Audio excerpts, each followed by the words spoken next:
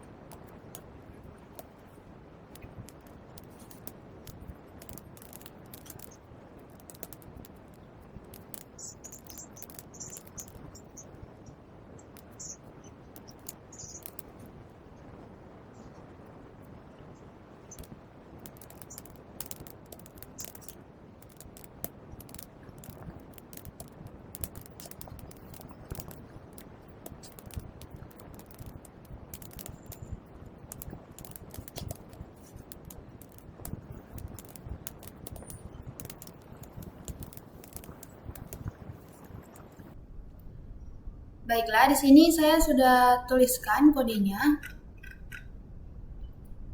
Nah, jadi dapat kita lihat dulu di sini mengenai DB-Scan. Jadi, algoritma ini itu mendefinisikan klaster sebagai wilayah berkesinambungan dengan kepadatan tinggi.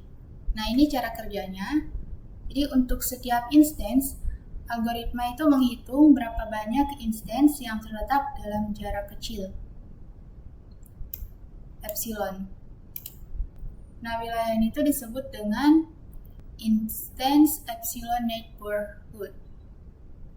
Nah, jika sebuah instance memiliki setidaknya min sample di epsilon neighborhood-nya, maka nilai tersebut dianggap sebagai core instance, atau dengan kata lain, instance yang berlokasi di wilayah yang padat. Nah, semua instance di sekitar network of a core instance-nya itu termasuk dalam cluster yang sama. Nah, neighborhood-nya itu dapat mencakup instance inti lainnya atau core instance lainnya.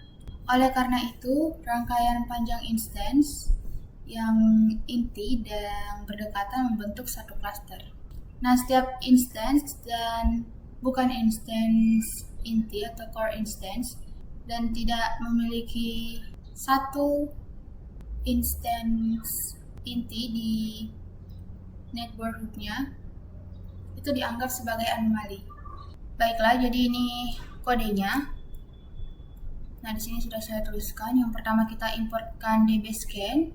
Seperti yang kita tahu bahwa DB-Scan itu algoritma clustering yang mengelompokkan data berdasarkan kepadatan titik-titik datanya.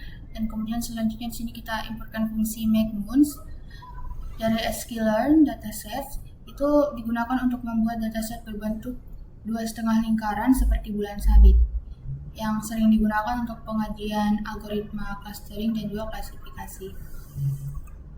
Nah, kemudian selanjutnya di sini kita buat dataset dummy sebanyak 1000 sampel dengan noise 0,05. Jadi kita tambahkan sedikit noise agar datanya tidak terlalu rapi dan lebih menyerupai dengan data nyatanya atau real datanya. Nah, selanjutnya di sini X itu adalah data fitur koordinat 2D atau 2 dimensi, dan Y itu adalah label asli yang digunakan untuk evaluasi tapi tidak dipakai oleh DB-Scan ya. Nah, selanjutnya kita buat objek DBScan dengan parameter F sama dengan 0,05, yaitu jarak maksimum antara titik untuk dianggap dalam satu neighborhood. Dan min samplesnya itu 5, yaitu jumlah minimum tetangga, termasuk dengan titik itu sendiri agar titik tersebut dianggap sebagai core point-nya. Nah, lanjut di sini kita latih untuk model DBScan-nya. Jadi dia akan mengelompokkan titik-titik dalam X menjadi beberapa klaster untuk menandai sebagai noise berdasarkan kepadatan lokalnya. Nah, selanjutnya di sini kita akses hasil clustering setelah model DBScan dilatih, dan ini hasilnya.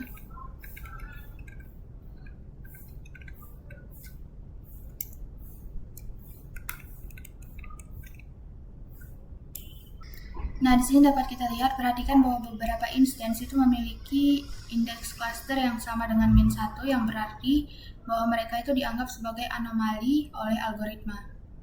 Nah, baik, selanjutnya kode yang ini. Nah, jadi ini tuh digunakan untuk mengetahui jumlah titik yang merupakan core point dalam hasil clustering DBScan-nya. Nah, jadi ini digunakan untuk menghitung berapa banyak core point yang ditemukan dalam dataset. Dan ini juga bisa menjadi indikator seberapa padat dan berstruktur datanya. Nah, di sini core point-nya 803. Nah, selanjutnya yang ini. Nah, kode ini tuh adalah atribut penting dalam DBScan yang menunjukkan indeks dari semua core point dalam datasetnya. Nah, jadi dia akan mengembalikan sebuah array dari indeks dalam data X yang merupakan core points, yang mana core points ini adalah titik-titik yang memiliki minimal atau min sampel tetangga dalam jarak X dan termasuk dirinya sendiri. Nah, seperti ini hasilnya. Ini dari 1 hingga 999. Nah, selanjutnya yang ini, yang mana ini adalah atribut dari model DBScan yang berisi koordinat semua core points setelah modelnya dilatih. Jadi dia merupakan array 2 dimensi yang berisi fitur X dari semua titik yang dianggap sebagai core point oleh DBScan-nya. Atau secara sederhananya itu ini merupakan XI untuk semua I yang ada di DBScan core sample index yang ini. Nah, ini hasilnya. Nah, di sini dapat kita lihat kalau clusteringnya direpresentasikan dengan plot. Nah, yang ini, plot ini. Dan seperti yang kita lihat, dia mengidentifikasi cukup banyak anomali ditambah dengan 7 cluster yang berbeda. Nah, sedikit mengherankan karena DBScan kelasnya itu tidak memiliki predict method, meskipun memiliki fit predict. Atau dengan kata lain, metode ini tuh tidak dapat memprediksi klaster mana yang menjadi tempat instance baru berada.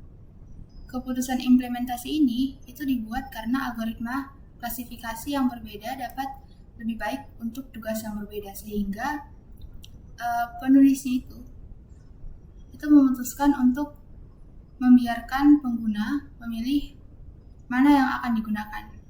Selain itu, metode ini juga tidak sulit untuk diimplementasikan. Nah, misalnya di sini kita latih KNN. Jadi di sini kita latih lagi K-nearest neighbors classifier. Nah, di sini saya sudah tulis kodenya. Jadi di sini kita importkan dulu K-neighbors classifier-nya dari sklearn neighbors.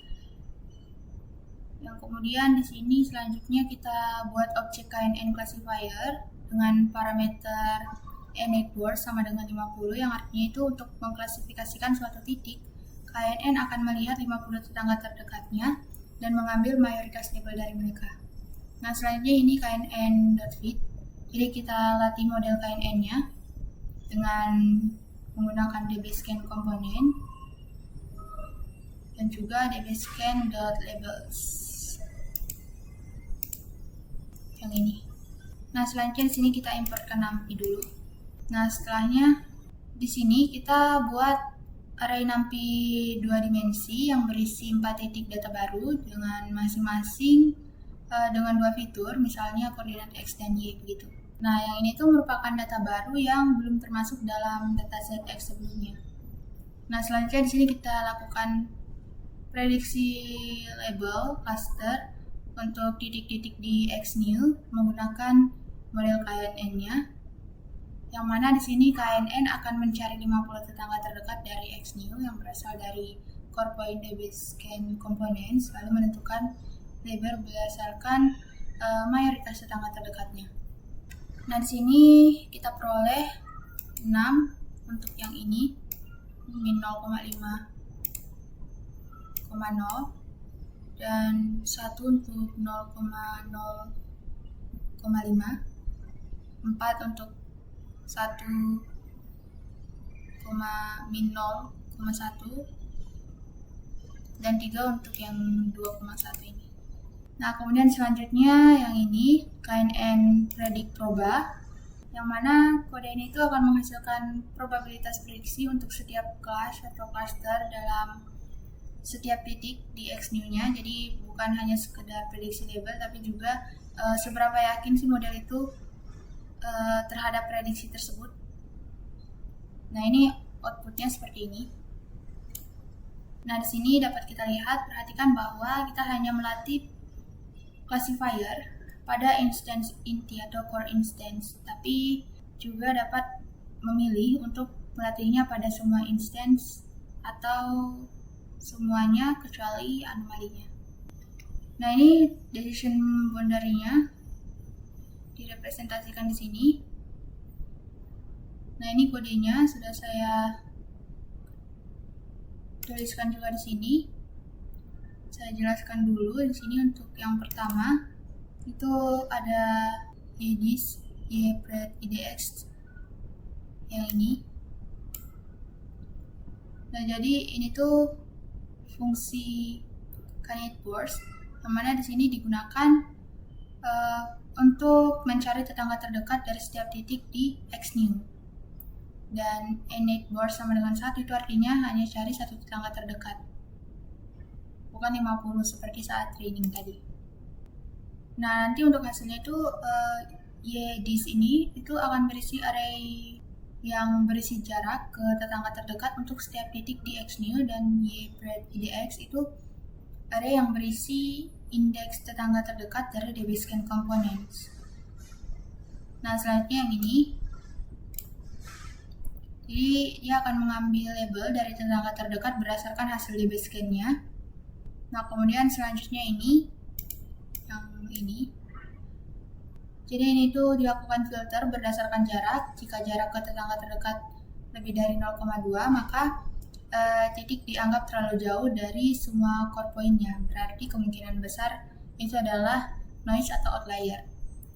Nah, maka labelnya diubah menjadi min 1, yaitu label noise di DBSCAN.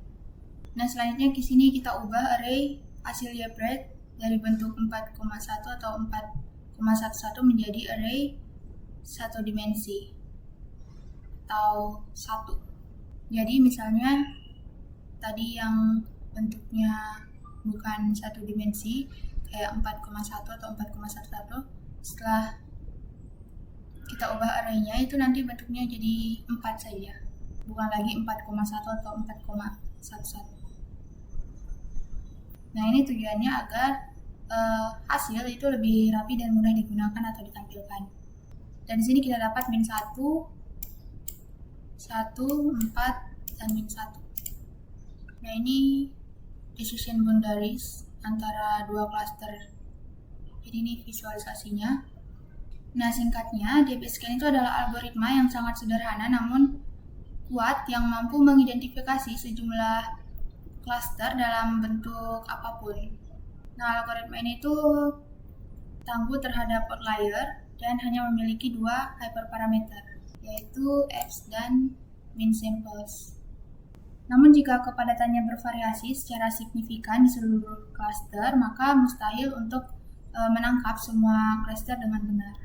dan kompleksitas komputasinya itu kira-kira O M log M, yang membuatnya itu cukup dekat dengan linear sehubungan dengan jumlah instance. Tetapi implementasi scikit-learn dapat memerlukan hingga OM kuadrat memori jika apps-nya berukuran besar. Baik, sekian dari saya. Lebih dan kurangnya mohon dimaafkan. Wassalamualaikum warahmatullahi wabarakatuh.